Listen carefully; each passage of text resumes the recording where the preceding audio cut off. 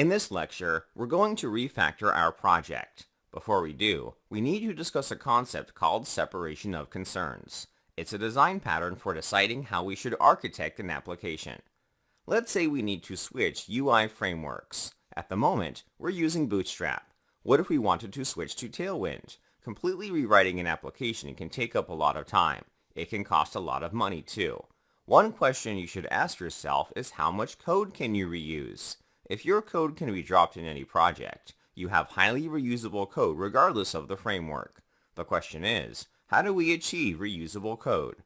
Separation of concerns is a principle for deciding how code should be split. If we think about it, there are two types of logic in an application. There's UI and business logic.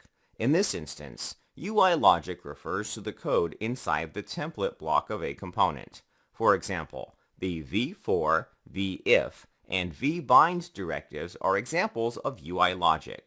Business logic refers to the code that handles the data in your application. By categorizing our code, we'll be able to separate them. This is the idea of separation of concerns. It's a principle for splitting logic. Code for handling UI should be separated from code for handling business logic. By dividing our code, we'll be able to change one without affecting the other. If we decide to switch frameworks, we'll be able to reuse a lot of our code, thus saving time and money. Let's apply this design pattern to our code base. We'll continue working on the Controlled Components project. Open the Email Input component file. We have a basic template. On the input element, we're binding the class attribute. The classes we're applying will change the border of the element to green or red.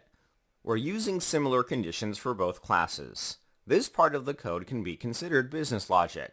Checking if an email is valid doesn't necessarily have to be tied to the UI. It can be a task used outside the template. If we were to change templates, it's very likely the condition will not change. Maybe the elements and classes will get changed, but not the condition itself. As it stands, this part of the code is not reusable. It's not separate from the template. Everything would get replaced. This situation is where separation of concerns can be applied. We're going to outsource the condition into a separate file. In the source directory, create a file called validateemail.js. We're going to export a function called validateemail under the default namespace. This function should be reusable. We'll add a parameter called email. Whenever this function gets called, it should be supplied the email. It won't retrieve the email from an external source. The function should return a Boolean value. It'll return true if the email is valid. We can reuse the condition we had in the template. Back in the email input component, we're going to cut the condition for the isValid class. Next, we'll paste this condition as the return value for the function.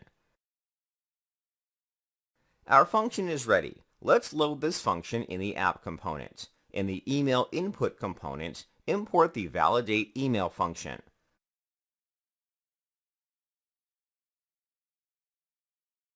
Afterward, we'll add this function to the methods option.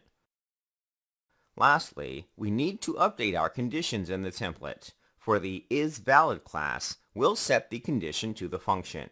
The isInvalid class will check if the function returns false. Fantastic! We're finished. We've separated the UI logic and the business logic. By itself, the component doesn't know how to validate an email. It just renders the template. The logic for validating an email is in a separate file. If we were to change frameworks, we never have to change the validate email file. In fact, we can most likely keep it when switching frameworks. At the end of the day, the validate email function is pure JavaScript. It's framework agnostic. This is the beauty of separation of concerns. By decoupling the UI and business logic, we can apply changes to either one without affecting the other. This won't always be true, but it decreases the likelihood of it happening. We'll continue learning about design patterns in the next lecture. I'll see you there.